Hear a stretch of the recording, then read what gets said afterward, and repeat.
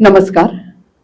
मध्य प्रदेशातील प्रथम मराठी पॉडकास्ट भोपाळी कट्टा या वाहिनीतर्फे मी सुषमा ठाकूर तुम्हा सर्वांचं मनपूर्वक स्वागत करत आहे. रसिक हो, नृत्य म्हणजे नुसत्याच शारीरिक मनमोहक हालचाली नसतात, तर त्यामध्ये एक लय असते, एक ताल असतो आणि ती एक अखंड साधना असते. तर आज आपण भेटणार आहोत अशाच एका गुणी नृत्य साधिकेला, म्हणजेच ओडिसी नृत्यांगना कल्याणी फगरे हिला. कल्याणी, तुझं खूप खूप स्वागत आहे. धन्यवाद. तर आपण गप्पांना करूया सुरुवात. बिलकुल, नक्कीच. तर तू सर्वात पहिल्यांदा मला तुझं लहानपण, तुझं घर, घरातली माणसे आणि ज्यांनी तुला प्रोत्साहन दिलं. तर माझा जन्म भोपाळलाच झालाय आणि मी भोपाळलाच राहिले. मी एक मराठी परिवारमध्ये जन्मली आणि आई बाबा माझे जे आहे ते तसे आर्टिस्ट नाहीये, तर माझे बाबा जे आहेत ते तसे बिझनेसमॅन आहे. पण लहानपणी त्यांनी तबला शिकला होता आणि आई आता प्री स्कूल मध्ये शिकवते, पण ती आपल्या कॉलेज डेज मध्ये थिएटर वगैरे करायची. माझे म्हणजे मी 3 भावंड आहे. माझी छोटी बहीण आहे वैदेही, तिच्यासोबत मी नृत्य करते. तर माझे जे व्हिडिओज बघतात त्याच्यात मी आणि वैदेही सोबत असतो. आणि माझा एक मोठा भाऊ आहे जो आता एअरफोर्सहून रिटायर झालाय, आज विंग कमांडर. हो, तर लहानपण आमचं छान भोपाळलाच राहिलं आणि मी खूप लहानपणापासून डान्स शिकत होते.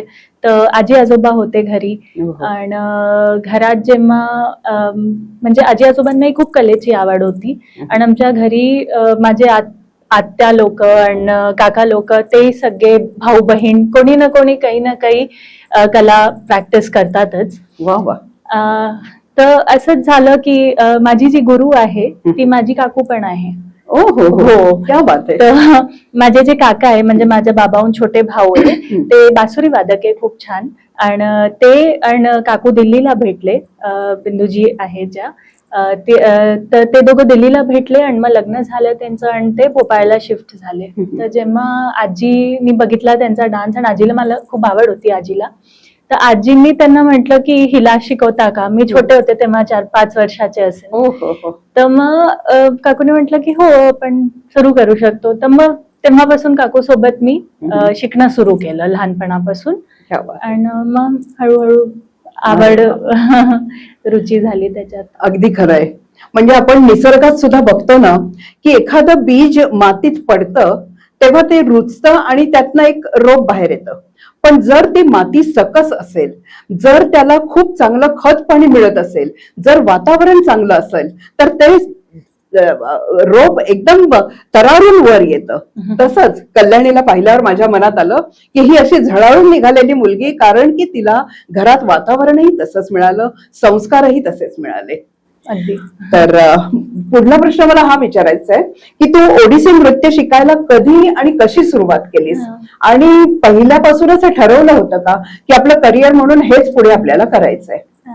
तर जसं की मी सांगितलं की ओडिसी हेच नृत्य शिकायचं, तशी खूप कॉन्शियस चॉईस नव्हती, कारण आमच्या घरी आधी कोणी नृत्यांगना नव्हती. तर काकू घरी आली तेव्हा पहिल्यांदा शास्त्रीय कोणी नृत्यांगना असं घरी कोणी होतं. तर चुकी ती ओडिसी करायची, तर मी ओडिसी शिकणं सुरू केलं. पण नंतर बाय चॉईस शिकत राहिले, कारण मला तो नृत्य खूप आवडतो. आणि मग हळूहळू जसं होतं की आपली एक भाषा बनून जाते. तर मला वाटतं की ती फक्त प्रॅक्टिस नाही आहे, ते माझ्यासाठी एक एक्सप्रेशन आहे ओडिसी नृत्य. तर म्हणून मग ते मी कंटिन्यू केलं. त्याला करिअर बनवायचं म्हणजे असं नाही की खूप मी एक दिवस डिसाईड केलं की नाही आता ह्याला करिअर करेन. पण मी खूप लहानपणापासून परफॉर्म करायचे आणि मला खूप आवड होती डान्स करायची, आणि मी आय थिंक थोडं ठीकठाक करत पण होते. नक्कीच. तर बस आय थिंक ते खूप नॅचरल डिसिजन होतं की मी हेच करेन पुढे कंटिन्यू. तर यापुढचा प्रश्न मला विचारायचा आहे की संस्कृत सारख्या क्लिष्ट विषयात तू स्नातक आणि स्नातकोत्तर पदवी सुद्धा मिळवलेली आहेस. हे सगळं कसं, म्हणजे तुला सांगू कल्याणी, आम्हाला सुद्धा शाळेत संस्कृत हा विषय होता आणि मला तो खूप आवडायचा. म्हणजे भाषांतर करणं, प्रश्नोत्तर लिहिणं, हे सगळं खूप आवडायचं. पण व्याकरणावर गाडी आली की मी तिथेच थांबून जायचे. तर मला त्यामुळे इतकं आश्चर्य वाटलं की अशी ही वेगळीच वाट तू कशी काय निवडलीस. त्यामागे काय कारण आणि तुला अनुभव कसा आला, म्हणजे कितपत सोपं किंवा कितपत अवघड गेलं तुला हे? तर सुरुवातीपासून सुरू करते. अगदी. तर मी डान्स तर शिकतच होते आणि त्याच्यासोबत जेव्हा माझा 12th संपला तर मग हा प्रश्न पडला की काय पुढे करायचं, कारण मला भोपाळ सोडून नव्हतं जायचं. आणि त्या काळी भोपाळमध्ये पण असे काही खूप कॉलेजेस नव्हते की तुम्ही खूप ऑप्शन्स की 3-4 छान कॉलेजेस होते. आता तर भरपूर झालंय काही काही. पण तेव्हा तर मी विचार करत होते काय करायचं. तर वर्षभरासाठी तर मी एक ओपन कोर्स BU मधून जॉईन केला होता इंग्लिश लिटरेचर मध्ये. आणि मी अभ्यास करत होते आपलाच आणि डान्स करत होते, संगीत शिकत होते. आणि ते मग माझ्याकडे एक स्टुडंट आली शिकायला काकूकडे, म्हणजे मी तेव्हा काकू सोबत थोडं शिकवत होते. तर त्या संस्कृत संस्थांमध्ये अध्यापक होत्या, दोन आल्या होत्या. आणि त्यांनी म्हटलं की एक वर्कशॉप होणार आहे जी की नॅशनल लेवलची वर्कशॉप आहे. आणि त्याच्यामध्ये NSD चे एक प्रोफेसर KS राजेंद्रन हे फॅकल्टी होते तिथे, खूप छान डायरेक्टर आहे, तर ते येणार आहे. तर तू का नाही येत तिथे, एकदा येऊन बघ कसं आहे. तर मी गेले त्या वर्कशॉप मध्ये आणि पहिल्यांदा संस्कृत नाटक हे काय असतं हे मी तिथे मला जाणवलं. आणि मी नृत्य करत होते त्यामुळे त्यांनी म्हटलं की तू सीताचा रोल करा. मी उत्तर रामचरितम भवभूतीचं हे नाटक तयार करत होतो. तर त्यांनी म्हटलं की तू सीतेची भूमिका कर. आणि मी तर कधी संस्कृत बोलले नव्हते, 12th पर्यंत माझा सब्जेक्ट होता पण एवढा सिरियसली परस्यू नव्हता केला. तर जसं तसं मी थोडस प्रयत्न केला आणि 1 महिन्याची ती वर्कशॉप केली आणि नाटक केलं, सीतेची भूमिका केली आणि छान त्याचं प्रेझेंटेशन वगैरे झालं.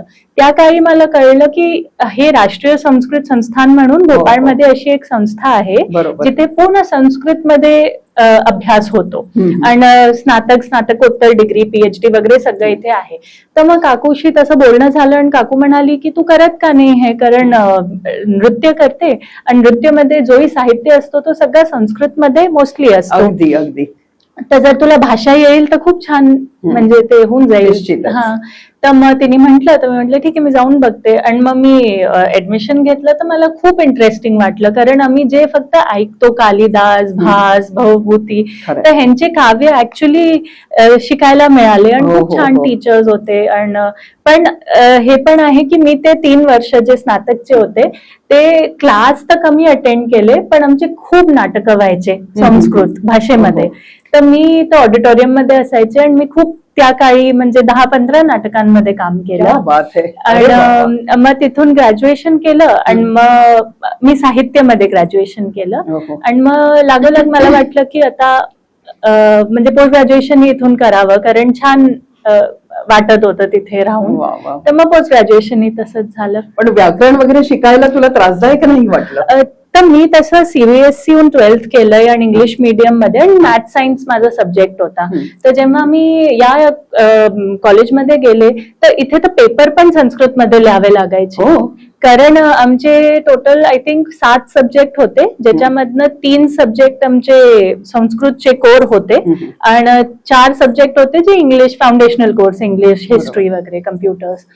तर मला कळलंच नाही की मी पेपर लिहू कसा, कारण मी तर संस्कृत बोलले नाही कधी ना लिहिली. CBSE ची संस्कृत थोडीशी सरळ असते, म्हणजे खूप लिहावं नाही लागत त्याच्यामध्ये. Fill in the blanks, match the columns, थोडेफार शब्द इथून, खूप नाही लिहावं लागत. तर मग मी म्हंटल चला प्रयत्न करते. पण मराठी मी आहे आणि आपली भाषा खूप रिच आहे आणि साहित्य जवळची आहे. आणि घरी आम्ही मराठी बोलत होतो. माझ्या आईबाबांना, काका काकूला एवढी संगीताची पण आवडतं, गाणी ऐकत होतो, साहित्याचं काही ना काही ऐकत राहायचो. तर त्यामुळे एवढं अवघड नव्हतं. पण डेफिनेटली बोलणं अवघड आहे, म्हणजे प्रॅक्टिस लागते कोणतीही भाषा छान बोलायला. पण पेपर देऊ शकले संस्कृत मध्ये एवढी मला आली आणि वाचायला मिळालं खूप, आणि खूप नाटकं करायला मिळाले. तर त्यामुळे मला खूप एनरिचिंग तो एक्सपिरियन्स होता कॉलेजचा.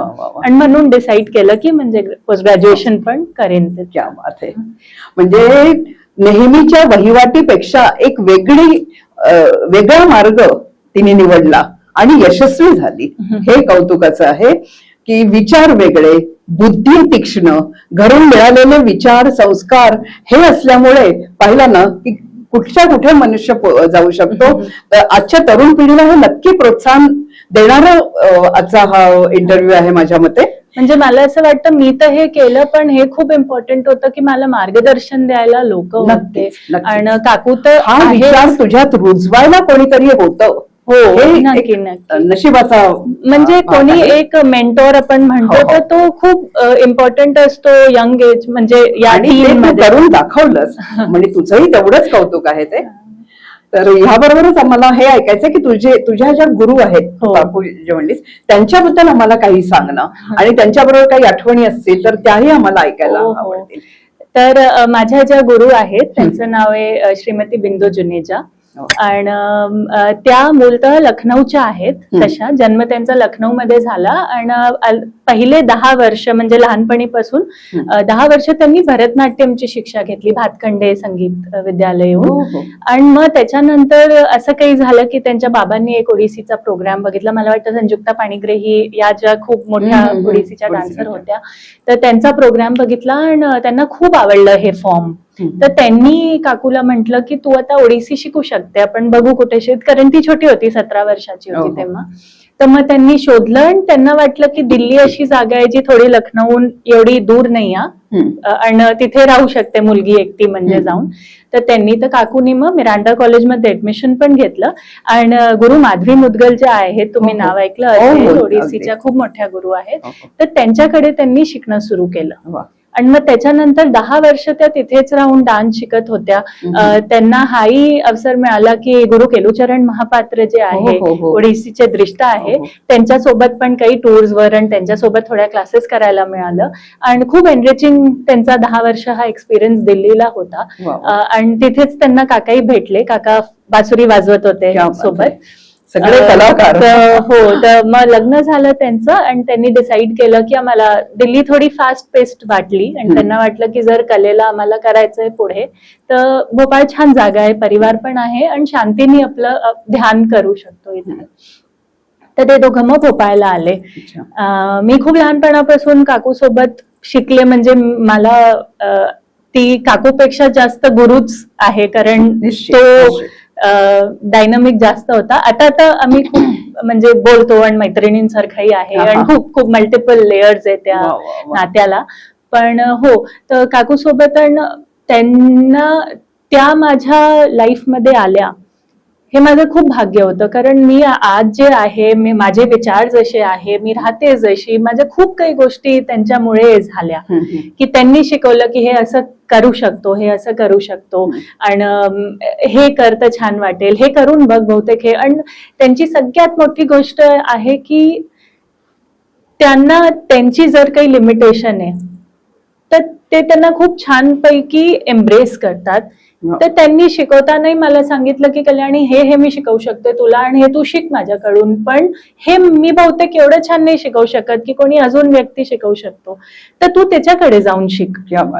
तर तिला जी स्पष्ट बघते. हो, खूप जास्त. आणि हे खूप जरुरी असतं, कारण आजकाल आपण बघतो खूप जरा अनफॉर्च्युनेटली हे आहे की गुरु शिष्य मध्ये खूपदा असं होऊन जातं की गुरु नाही पण म्हणून देतात की नाही तिथे नाही जायचं, इथे नाही जायचं, म्हणजे हे होतं प्रॉब्लेम तर सगळीकडे. हा, म्हणजे परंपरेची ती प्रॉब्लेम बहुतेक नाही, पण जे एक इंडिव्हिज्युअल लेवलवर होऊ शकतं असं. तर त्या हिशोबाने मला खूप माझं सौभाग्य होतं की ती काकू पण आहे, as a person be she is like that, की कोणालाही कोणी तिच्याकडे येईल तर ती छान सल्ला देईल, तिला सांगेल की हे करा, हे नका करू, किंवा हे ऑप्शन बघा. So that way I think I was very lucky की तिच्यासोबत मला हे पूर्ण ओडिसीची जर्नी म्हणजे शिकायला मिळालं मला.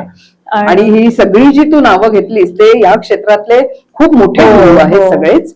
तर तिचा एवढा एक्सपोजर होता दिल्लीला, तेही खूप कामास आलं माझ्या. कारण मग मी तर एवढ्या छोट्या शहरात, भोपाळ तसं बरोबर बघितलं जाय कम्पॅरिझन मध्ये तर छोटंच शहर म्हणणं, तर इथे राहून मला एक ग्लोबल स्टेजवर लोक कसं काम करतात, ते काय छान काम आहे, छान कामाची परख ती तिच्यामुळे कळली. नाही तर मग आपण इथेच राहा, आपण नाही कळत ना की अजून छान काय असू शकतं, पण त्याच्यामुळे तो एक्सपोजर मिळाला.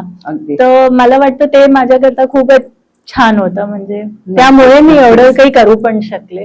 अगदी खरंय. म्हणजे गुरुचं जीवनात अनन्य साधारण महत्व असतं आणि म्हणूनच संस्कृत मध्ये असे श्लोक सुद्धा आहेत, गुरुर् ब्रह्मा गुरुर् विष्णू गुरुर्देवो महेश्वरा गुरु साक्षात परब्रह्म तस्मै श्री गुरुवे नमः. तर कल्याणी, तू या ओडिसी नृत्याबरोबर अजूनही काही नृत्य प्रकार शिकलीस. इतकंच नाही तर तू अभिनयाचं पण शिक्षण घेतलंस. तर हे सगळं कसं, म्हणजे हे ठरवलंस कसं, इतकं नियोजन कसं केलंस आणि त्याबद्दल काही सांग ना आम्हाला. खरं सांगू तर हे सगळं काकूच आहे. कारण म्हणजे मी असं नाही म्हणत आहे की सगळे म्हणतात की आमच्या गुरुमुळे मी खरंच म्हणते की तिने खूप गाईड केलंय ऍट एव्हरी स्टेप. व्हेरी म्हणजे जेन्युइनली मी तर म्हणते की तिने अभिनय या दुसऱ्या फॉर्म्सचं असं झालं इनिशिएशन की कथकली शिकायला मी केरला म्हणजे गेले होते. ते सुरू असं झालं की 2004 मध्ये कथकलीचे खूप मोठे गुरु आहे मार्गी विजय कुमार म्हणून, खूप ब्रिलियंट ऍक्टर आहे. तर ते भोपाळला आले होते एका प्रोग्रामसाठी आणि त्यांचा प्रोग्राम काकूनी बघितला आणि काकू खूप इम्प्रेस झाली, खूपच छान होता. तर मग काकू त्यांच्याकडे गेली शिकायला. नंतर परिवारामुळे काही कारणांमुळे नाही जाऊ शकली. तर तिने मला म्हटलं की आता तू जा शिकायला आणि शिकून ये तिथे जाऊन. तर त्यांच्याच मुळे मी केरला गेले, जेवढ्यांदा गेले. तर आधी मी मोहिनी अट्टम च्या एका टीचरकडे गेले होते. ती खूप छान डान्सर आहे, रचिता रवी म्हणून, प्रोफेसर आहे कलामंडलम मध्ये.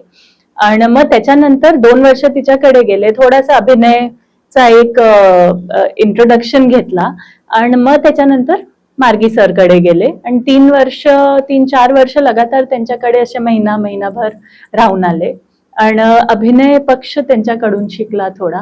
कारण साऊथ इंडियन जे डान्स स्टाईल्स आहे, कथकली आहे, मोहिनी अट्टम आहे, त्यांचा हा पक्ष खूप स्ट्रॉंग आहे अभिनयाचा. टेक्निक्स आहे जे आम्हाला थोडे लॅकिंग वाटतात नॉर्थ स्टाईल्स मध्ये. तर ते शिकायला मग काकूमुळेच पण तिथे गेले आणि मलाही मग खूप इंटरेस्ट आला त्याच्यामध्ये. तर मग मी आपला पण प्रॅक्टिस सुरू ठेवली. क्या बात आहे. वा वा वा. म्हणजे गुरुमुळे तर तू या क्षेत्रात आलीसच पुढे, पण तुझ्या स्वतःमध्ये इतके गुण आहेत की तू अनेकविध कलांमध्ये निपुण, मल्टी टॅलेंटेड ज्याला म्हणतात तशी आहेस आणि त्यामुळे तू सगळ्यामध्ये यश मिळवून दाखवलंस. हे खूप कौतुकाचं आहे. तर ओडिसी नृत्य शिकणं याबरोबरच दुसऱ्यांना शिकवणं हे सुद्धा तू करतेस. तू या नृत्याचं बाकी समाजाला शिक्षण जे देतेस ते कधी सुरू केलं, तो विचार कसा मनात आला आणि तुला प्रतिसाद कसा मिळतोय त्याचा, म्हणजे खास करून आजकालची जी तरुण पिढी आहे तर ते हे सगळं नृत्य वगैरे शिकण्यात रस दाखवतात का? हे सगळं सांग ना मला. तर मी काकू सोबत तर खूप वर्षापासून थोडं शिकवत होते. म्हणजे तिचे स्टुडंट्स होते आणि मी क्लास जात होते तर मी शिकवत होते त्यांना थोडं. फॉर्मली माझ्या अंडर स्टुडंट्स 2018 पासून आले. आम्ही एक वर्कशॉप केली होती मंगलाचरण म्हणून आणि त्याच्यानंतर मग ते स्टुडंट्स यायला सुरुवात झाली आणि मग तेव्हापासून आम्ही रेग्युलरली, मी आणि माझी बहीण वैदेही, आम्ही दोघं शिकवतोय. तर मग स्टुडंट्सला शिकवू लागलं. छान, खूप सारे लोक आले पण शिकायला, पण खूप सारे लोक थांबत नाही. कारण ही जी कला आहे, नृत्य झालं, संगीत झालं, हे असं ह्याचं रिझल्ट टँजिबल एकदम मिळत नाही. बरोबर आहे की तुम्ही आज गेले आणि तुम्हाला काही मिळालं असं नाही. आता तुम्हाला खूप पेशन्स हवा याच्यासाठी. आणि आजकाल आपण जे बघतो की एकदम नृत्य शिकणं सुरू केलं आणि वर्षभरात प्रोग्राम केला, तर खूप पेरेंट्सच्या मनात ती गोष्ट असते की आम्ही शिकवू आणि मग वर्षभरात प्रोग्राम करू, पण तो त्याचा एंड गोल नसावा. बरोबर, अगदी बरोबर. कारण तुम्ही काय शिकताय, कशाला शिकताय, त्याचं पूर्ण एक तुम्हाला समज व्हायला पाहिजे, समज डेव्हलप झाली पाहिजे आधी, before you go on to the stage. बरोबर. तर मग लोक खूप राहिले नाही, पण जेवढे राहिले त्याच्यामधनं 1-2 ला जरी एवढा इंटरेस्ट आला की त्यांनी स्वतः प्रॅक्टिस करून इम्प्रुव्हमेंट दाखवलं, तर ते माझ्यासाठी तर खूप सॅटिस्फाईंग आहे. नक्कीच आहे, नक्कीच आहे. आणि म्हणजे मुलं येतात खूप शिकायला, मुलांना आवड पण आहे, पण आजकाल थोडंसं मला कधी कधी वाटतं की आपणच आपल्या संस्कृतीहून थोडेसे दूर गेलोय. कारण आपण कुठे जे मझधार म्हणतात की आपल्याला मनापासून आपण आहे इंडियन, पण आपले इन्फ्लुएन्सेस सगळे वेस्टर्न आहे. बरोबर. आणि आता इंस्टाग्राम आणि सोशल मीडिया आल्यामुळे तर म्हणजे खूप वेगळा सीन बनतोय हो, की हो. मुलं रील्स बनवतात हे करतात, विच इज नॉट बॅड, म्हणजे मी जजमेंट नाही करत नाही, आहे. नाही. पण थोड्याशा या कलांसाठी एक थोडा सिरियस माइंडसेट हवा असतो आणि थोडा फ्रिव्हलसली तुम्ही काही कराल हे नाही जमत, जे माझी ट्रेनिंग तशी आहे बहुतेक, नाही, नाही. म्हणून अगदी मला बरोबर तसं आहे. वाटतं. कारण कोणत्याही कलेत मला वाटतं सतत रियाज हा. हा अगदी महत्वाचा आहे आणि वर्षानुवर्ष तो जेवढं तुम्ही कराल तेवढे तुम्ही त्यात जास्ती प्रावीण्य मिळवता हो. असं मला वाटतं. आणि म्हणूनच माझ्या या तरुण मंडळींना सुद्धा हे सांगणं आहे की कल्याणीकडे बघा, तिचं उदाहरण घ्या आणि असं काहीतरी जीवनात वेगळं करून दाखवा. नक्कीच मला वाटतं हे सकारात्मक तू विचार सांगतेस सगळ्यांना. हो, म्हणजे मला हे वाटतं की मी पण याच जनरेशनची आहे. मला असं नाही वाटत की तुम्ही सोशल मीडिया नका यूज करू किंवा आपला कंटेंट त्याच्यावर नका टाकू. बरोबर. पण जे पण टाकताय त्याच्याबद्दल विचार करा की ते टाकल्याने कोणाचा पण काही फायदा होतोय का, हो ना. त्यामुळे कोणाला काही शिकायला मिळतंय का, हो. तुम्ही जी कला दाखवताय फेसबुक किंवा इंस्टाग्रामवर, तर त्याच्यामुळे ती कला पण पुढे वाढतीये का. निश्चित. जर फक्त तुम्ही म्हणून करताय की हे खूप सुंदर दिसतं आणि तुम्ही खूप सुंदर दिसता डान्स करताना म्हणून तुम्ही सोशल मीडियावर नाही. टाकताय, तर मला हो ना.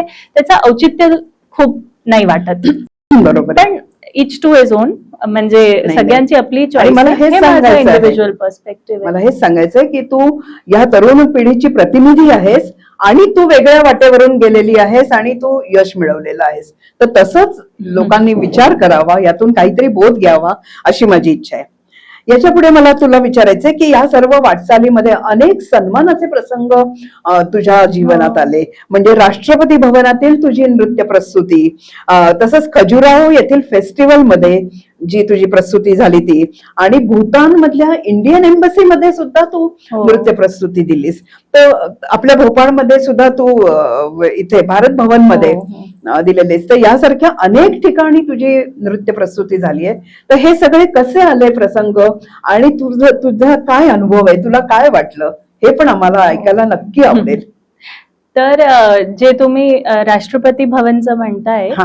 तर ते तर मी काकू सोबत गेले होते. तर बिंदूजींना इन्व्हिटेशन होतं हो, हो. की जे अमेरिकेचे पूर्व राष्ट्रपती आहे मिस्टर बराक ओबामा, हम्म. ते पहिल्यांदा इंडिया येत होते आणि त्यांच्या रिसेप्शन करता एक प्रेझेंट करायचं होतं काही डान्स पीस. तर काकूला इन्व्हिटेशन होतं की ते एक पीस कोरिओग्राफ करतील. ओहो. तर आम्ही अजून भरतनाट्यमची एक छान डान्सर होती आणि 2-3 डान्सर्स कथकचे, तर असे आम्ही 6 लोकांनी मिळून ते प्रेझेंटेशन केलं होतं. ओहो. आणि म्हणजे बराक ओबामा यांच्या समोर प्रेझेंट केलं राष्ट्रपती भवन मध्ये. खूप शिकण्यासारखं होतं तो एक्सपिरियन्स, कारण मी छोटीच होते तेव्हा, आय थिंक 17-18 वर्षाची असेल, शाळेमध्ये होते. आणि खूप त्या प्रोसेसमध्ये कोरिओग्राफ कसं करायचं, लोकांसोबत कोलॅबोरेट केलं, कोरिओग्राफी कशी करायची, त्यांचा 3-4 डान्स स्टाईल सोबत असतात तर कसा विचार करायचा, टेक्स्ट कुठून घ्यायचा.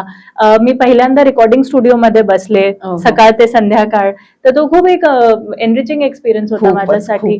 आणि त्या वयामध्ये असं वाटतं की अरे वा, एवढं काही आहे या फील्डमध्ये आणि किती त्याची फक्त स्टेजवर परफॉर्म करणं नाही, पण ती पूर्ण क्रिएशनची प्रोसेस खूप एनरिचिंग आहे. की तुम्ही विचार करता की हे टेक्स्ट घ्यायचं, मग एक स्कॉलर कडे जाता, मग एक म्युझिशियन कडे जाता, कॉम्पोजिशन करता, मग काकूला कोरिओग्राफ करताना बघितलं. तर ते खूपच माझ्यासाठी खूप मस्त होतं. म्हणजे प्रोग्राम तर छोटासा होता, पण त्याच्या मागची ही पूर्ण जी तयारी होती ती खूप शिकवणारी होती. निश्चितच. भूटान करताही सेम.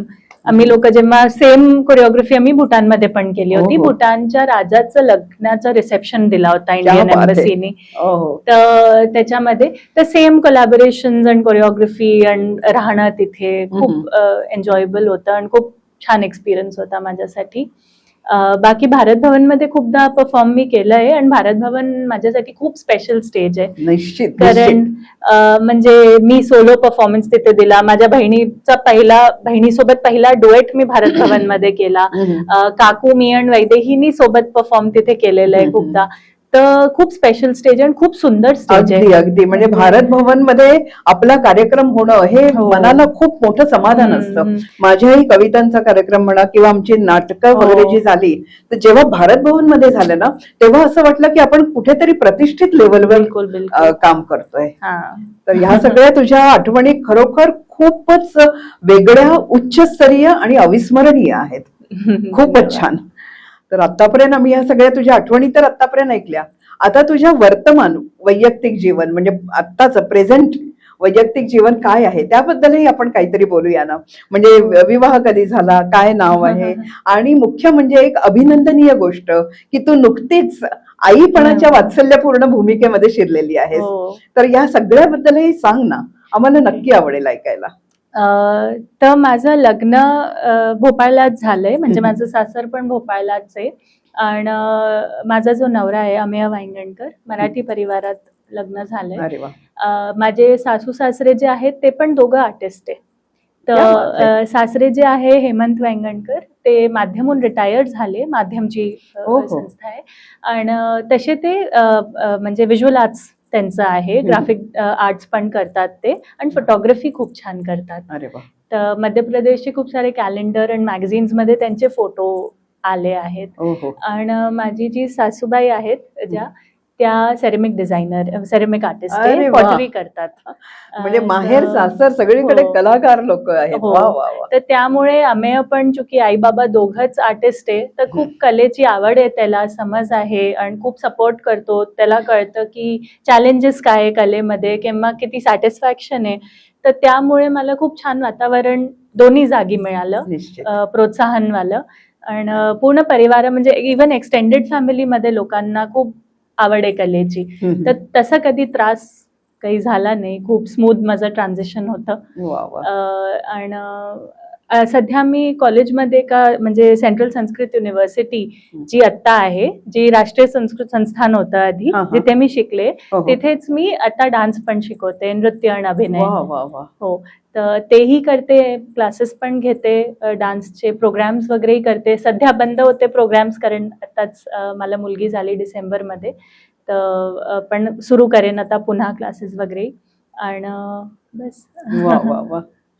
म्हणजे प्रेक्षक हो, जेव्हा योग्य विचार, योग्य निर्णय क्षमता, चांगले संस्कार, शिकवण हे सगळं जेव्हा मिळतं ना, तेव्हा कल्याणीसारखी मुलगी अशी झळाळून वर निघते आणि आपलं करिअर यशस्वीपणे पुढे नेतेच, पण आपलं पर्सनल लाईफ, वैयक्तिक जीवन, त्यातही ती अशी यशस्वीपणे पुढे चाललेली आहे. हे पाहून खूप आनंद होतोय. तर कल्याणी, आतापर्यंत इतक्या सगळ्या प्रश्नांची तू खूप मोकळेपणाने उत्तरं दिलीस.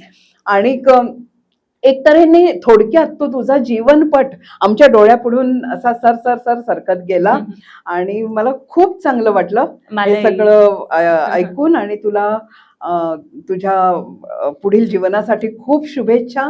आणि तू आलीस म्हणून धन्यवाद. आणि जाता जाता मला एक छोटीशी विनंती तुला करायची आहे. ती म्हणजे आमच्या या प्रेक्षकांसाठी एखादी छोटीशी भावमुद्रा किंवा ओडिसीचा एखादा छोटासा इसेन्स, झलक जर तुला दाखवता आली तर फार आनंद होईल.